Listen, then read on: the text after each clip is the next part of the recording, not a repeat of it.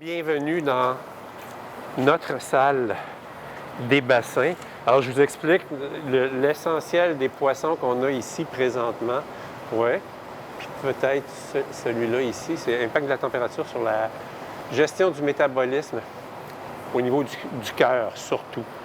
Donc, on a 6 bassins dans l'installation. Alors, il y a eu une époque où l'ensemble des bassins étaient pleins. Ce qu'on a présentement, c'est des poissons qui restent d'expériences, de projets antérieurs, qui ont fait le sujet de 2 doctorats, 3 doctorats, une maîtrise. C'était des poissons qui étaient... Encore, on travaillait sur le métabolisme et la température chez les poissons. Maintenant, ça, c'est le restant. C'est des poissons qu'on a acquis en 2017. Très peu de mortalité. Donc, ils se sont bien acclimatés aux conditions. Alors, on maintient les conditions. L'alimentation, on ne suralimente pas les poissons pour limiter le stress puis augmenter, si possible, la longévité. Depuis des années, on n'a eu aucun problème, soit de parasitisme ou de champignons, ou qui a demandé un traitement des poissons. Donc, ce que je me suis fait toujours enseigner, surtout chez les salmonidés, c'est le meilleur traitement, c'est de les éviter. Éviter le contact, éviter la manipulation, Puis à date, ça marche super bien. On a très peu de mortalité. Une fois de temps en temps, en période de reproduction, mais sinon, on n'a à peu près pas de mortalité. Alors, à quoi vont servir ces poissons-là? Présentement, l'eau est maintenue, c'est à la température environnementale, autour de 6 degrés. Ils sont à 6 degrés, ils sont extrêmement confortables. Il nous reste une vingtaine, ici 25 ombres de fontaine. Il reste 12 ombres chevaliers dans ce bassin-là. Ils sont répartis en fait dans 3 bassins. Les densités sont relativement faibles. Ici, on essaye de maintenir des densités assez élevées. On a des gros ombres chevaliers, principalement parce que les ombres chevaliers sont heureux à densité plus élevée. Ils ont besoin d'être ensemble pour limiter les comportements de hiérarchie et d'agression. Donc, à partir d'une certaine densité, ce comportement-là s'estompe, puis le niveau de stress diminue. Fait qu'on s'est toujours arrangé pour maintenir la densité à un minimum, pour être capable de s'assurer qu'il n'y ait pas de compétition à l'intérieur des bassins.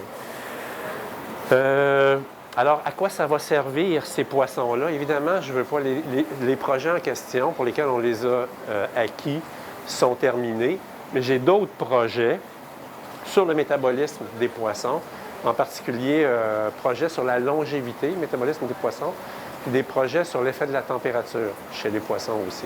Alors, ce qu'on est en train de faire, ce à quoi ils vont nous servir, c'est de raffiner les méthodes d'analyse pour les expériences sur les poissons expérimentaux.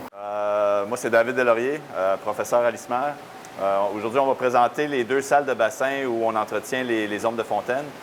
Il n'y a pas d'expérience en cours. En fait, c'est des élevages là, où on recrée le cycle de vie de l'ombre de fontaine à chaque année pour avoir accès à des poissons pour qu'on puisse faire des expériences par la suite. Donc, normalement, on ne fait pas d'expérience dans ces 2 salles-là. C'est des salles qui contiennent des poissons là, de divers stades de vie. Donc, on peut avoir des juvéniles, des adultes. Donc, les 2 salles sont pratiquement identiques. Il y en a une qui est plus grande que l'autre. Donc, on rentre normalement, on se désinfecte les mains, on se désinfecte les pieds pour ne pas ramener des pathogènes là, qui pourraient arriver de d'autres salles. Normalement, nos salles là, sont identifiées avec le certificat de bon soin des animaux qui est ici. Ensuite, les contacts d'urgence, si jamais là, il y a quoi que ce soit avec les bassins, s'il n'y a pas d'eau, s'il n'y a pas d'air. Donc, il y a des contacts qui sont là. Donc, les gens peuvent nous rejoindre. Donc, c'est la salle de salmonidés numéro 1. Ici, on a 9 bassins. Okay? La plupart, c'est des bassins, comme vous voyez ici, là, qui contiennent des juvéniles. Donc, chaque bassin sont identifiés avec leur numéro unique. Chaque bassin a aussi une fiche sur le mur. Le mur, donc la fiche indique le numéro du bassin, l'espèce qui s'y retrouve, mais c'est tous des ombres de fontaine. Ensuite, on a l'âge des poissons ou l'année d'éclosion des poissons. puis on a les différentes familles qui ont été créées. Donc, nous, on a typiquement 2 lignées, là. On sélectionne pour des traits de croissance pour une des lignées dans un contexte d'aquaculture. Donc, on veut sélectionner pour les plus gros à chaque année. Puis, on a une autre lignée qui est plus contrôle, qu'on appelle contrôle, qui n'est pas sélectionnée dans le fond. Donc, quand on voit les lignées S et C, c'est ça que ça représente. On a les familles aussi, donc on suit la génétique de ces poissons-là au cours du temps. Puis, on indique aussi la ration, là. Donc, dépendamment de la biomasse qui se retrouve dans chacun des bassins, ça, on va la mesurer là, 3 à 4 fois par année. On va déterminer les rations. Puis, les rations vont être dépendantes du stade de vie de l'animal, puis de la température de l'eau aussi. Donc, par exemple, le bassin 1, bon, 113 grammes, c'est ce qu'on nourrirait en période estivale. Là, quand ils mangent beaucoup, on nourrirait ça à chaque jour. Là, les températures sont en train de descendre pas mal, donc ils ont moins d'appétit. Donc, on réduit ça à 2 séances de nourrissage par semaine. Chaque bassin là, est muni d'une brosse et d'une puise qui sont attribuées à chacun des bassins. Là. Ça nous permet de garder chaque bassin indépendant. Donc, il n'y a pas de transfert de pathogènes. S'il y a un problème dans un bassin, on essaie d'éviter que ça se transfère à un autre bassin. Parce que l'eau qui rentre, c'est de l'eau qui rentre dans le bassin puis qui ressort. Donc, ce n'est pas un système en recirculation, ce n'est pas un système fermé, c'est un système ouvert. Donc, il n'y a pas de mélange d'eau entre les bassins. Donc, chaque bassin, on essaie de les garder indépendants le plus possible. L'eau qui rentre en ce moment, c'est de l'eau qui est déchlorinée, de l'eau de la ville qui est déchlorinée pour pas affecter les poissons. Donc, c'est de l'eau douce. Puis, chaque bassin est aussi muni d'un bulleur, là. Donc, on peut voir... je ne sais pas si on voit très bien avec la caméra, là, mais il y a des bulles là, ici. Donc, si jamais l'entrée d'eau arrête pour quoi que ce soit, puis ça arrive des fois quand il y a de la construction dans le coin, ils vont couper l'eau. Bien, au moins, on a les bulleurs là, qui vont maintenir les niveaux d'oxygène suffisants là, pour les poissons. Si jamais la coupure d'eau dure trop longtemps, bien, on a aussi des réserves d'oxygène pur qu'on peut injecter dans les bassins. Là. Mais ça, c'est dans les cas extrêmes. Quand les poissons sont plus gros, plus grands ou plus vieux, bien, c'est des poissons qui sont anadromes. Donc, eux, dans le milieu naturel, là, ils vont migrer entre l'eau douce et l'eau salée. Ils sont capables de supporter l'eau salée. Donc, chacun des bassins, là, ont 2 valves. Il y en a une pour l'eau douce, puis il y en a une pour l'eau salée. L'eau salée arrive directement du fleuve. Puis, ce qu'on fait durant l'été, quand les poissons sont à 2 ans, bien, on peut les mettre en eau saumâtre, donc à 14 parties par 1000 environ. On les met à ça durant l'été, ça leur fait du bien. Dans le fond, ils sont parfaitement adaptés à ça. Ça nous permet de rafraîchir l'eau aussi, la température de l'eau. Donc, il y a moins de risques là, de champignons ou de maladies là, qui vont se former dans ces bassins-là.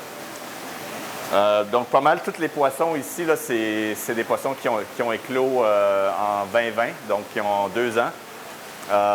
Puis ici, on a un bassin là, de géniteurs. Là. Donc, ces poissons-là, l'année d'éclosion, c'était en 2017, donc ils sont un peu plus âgés. C'est des poissons comme ça qu'on a utilisés pour faire la fraie à l'automne dernier. Dans le fond, quand on utilise les puises ou les brosses, c'est important de les garder propres. Là. Donc, on a des chaudières ici au fond avec une solution de Virkon. C'est un désinfectant qu'on utilise. C'est le même désinfectant qu'on utilise pour les pieds quand on rentre dans la salle. On l'utilise pour désinfecter là, les puises, les brosses. Ensuite, on les rince dans la seconde chaudière puis on les raccroche au mur. La salle, ici, là, elle suit la photopériode naturelle. Donc, on suit quand est-ce que le soleil se couche, quand est-ce qu'il se lève, puis on essaie de recréer ça dans la salle ici pour que les poissons, dans le fond, aient un sens de l'environnement naturel. Puis ça va faciliter là, la fraie là, à l'automne. Les températures aussi de l'eau fluctuent là, selon le cycle naturel des saisons. Donc, les poissons sont vraiment... ils sont capables de percevoir là, ces changements-là. Puis ça facilite la fraie. Il faut dire que c'est ça, on a de la moulée qui est ajustée pour chacune des tailles de poissons. Là. Donc, plus ils grandissent, plus la taille de la moulée va changer, va devenir plus grande. Puis on ira visiter là, où on entretient la nourriture plus tard. Avant les fêtes, on a eu un épisode de mortalité dans ce bassin-ci. Dans le fond, on était en train de procéder à la mesure puis la pèse de tous nos poissons pour savoir les biomasses de chaque bassin. Puis quand on les a remis ici, là, pas longtemps après, là, les poissons ont commencé à mourir. Puis ça n'a pas été long que tout le bassin y a passé. On s'est rendu compte que probablement ce qui est arrivé, c'est qu'il y avait eu... Bien, nous, normalement, on utilise les bassins pour désinfecter de l'équipement. Donc, les poubelles, les prises, les poubelles qu'on utilise pour mettre les poissons quand on les pèse. Puis on utilise du chlore là, pour faire ça, ou de l'eau de javel. Puis on met ça dans les bassins. Mais avant de mettre des poissons, c'est sûr qu'on rince tout, là. Mais on pense que peut-être à ce moment-ci, il était resté peut-être un peu de l'eau de javel sur un des appâts de la poubelle ou quelque chose comme ça. Puis c'est resté dans le bassin, ça n'a pas été bien rincé. Puis quand on a mis les poissons, c'est ça, ils sont très susceptibles à ça, là, même s'il y a une très faible concentration dans l'eau. Donc, ça a provoqué les mortalités, là. Donc, on n'est pas sûr entièrement de ce qui s'est passé, mais ça s'est vraiment matérialisé seulement dans ce bassin-ci, heureusement. Donc, à l'avenir, là, on va changer nos procédures, là, puis on ne désinfectera plus dans les bassins pour essayer d'éviter ça là, dans le futur. Donc, tantôt, je parlais du manque d'oxygène dans les bassins, par exemple. S'il y a un arrêt d'eau, si les brûleurs arrêtent de fonctionner, par exemple, s'il y a une détresse, ça veut dire que là, il va y avoir une réduction de l'oxygène dans le bassin. Donc, comme je disais tantôt, là, on a des réservoirs d'oxygène pur qu'on peut injecter directement dans les bassins. Donc, c'est des lignes directrices là, qui nous indiquent quoi faire si jamais il y a des problèmes. C'est surtout pour les gens qui sont peut-être moins expérimentés ou qui veulent en apprendre plus. Mais c'est là, puis ça peut nous servir. Là. Par exemple, s'il y a un changement de comportement, souvent, on va observer le comportement normal lorsque les poissons se nourrissent. Si on observe quelque chose qui est pas habituel, bien, il y a peut-être quelque chose d'autre qui se passe. Donc, il y a peut-être des problèmes là, de maladies dans le bassin. Donc, c'est des choses à garder un œil dessus, puis à savoir un petit peu quoi faire là, dans le cas qu'on observe ces problèmes-là avec les poissons. Ici, c'est où on entrepose la moulée pour les poissons, les ormes de fontaine. Dans le fond, on a plusieurs tailles de moulées qui se retrouvent dans différentes poubelles. Les poubelles, c'est pour garder les aliments au sec puis pour les garder séparés. Puis on identifie là aussi sur la poubelle ce que contient la poubelle, donc la taille de la moulée puis la date où la nourriture va devenir périmée. Donc ça nous permet de garder un suivi là, sur la nourriture qu'on a puis quand est-ce qu'il faut en commander de la nouvelle. Ici, on garde des plus petites quantités de nourriture là, pour pas qu'on aille dans les poches à chaque fois dans l'entrepôt. On garde des plus petites quantités. Donc, on a juste à sortir ça. Quand c'est le temps de nourrir, les bacs sont identifiés là, avec les numéros des bassins auxquels il faut nourrir ces moulées-là en particulier.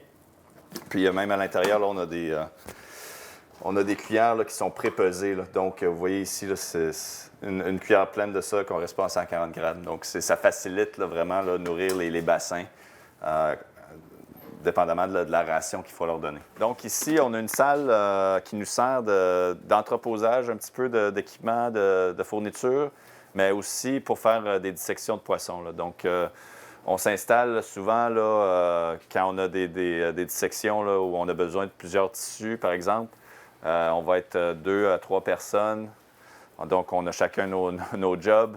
Puis, c'est ça, on peut disséquer les poissons. Là, on a accès à un évier pour tout rincer.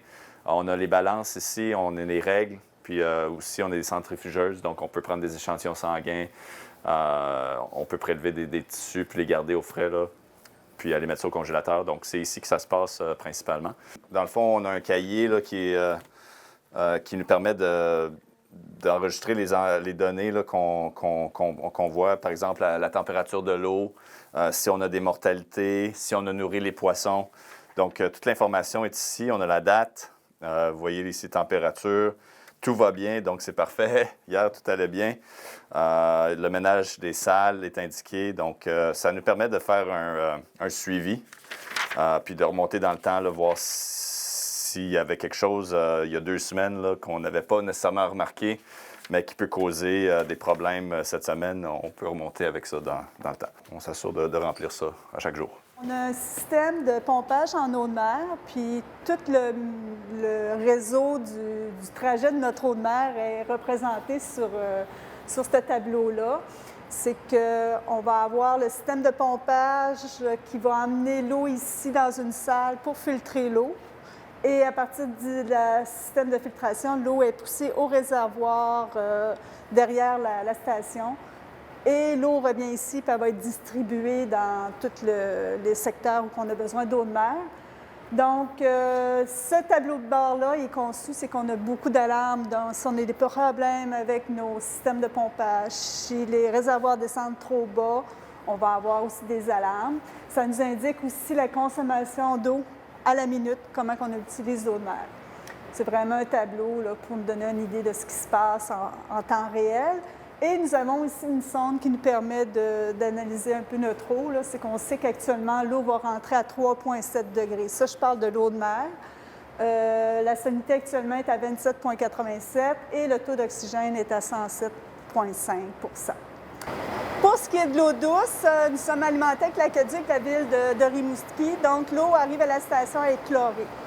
On sait que le chlore est très nocif pour les poissons, donc nous avons des systèmes de déchloration qui va éliminer le chlore, bien sûr. On a deux systèmes. J'en ai un premier ici, mais on a une autre salle. On a le même volume de capacité de déchloration dans une autre salle aussi.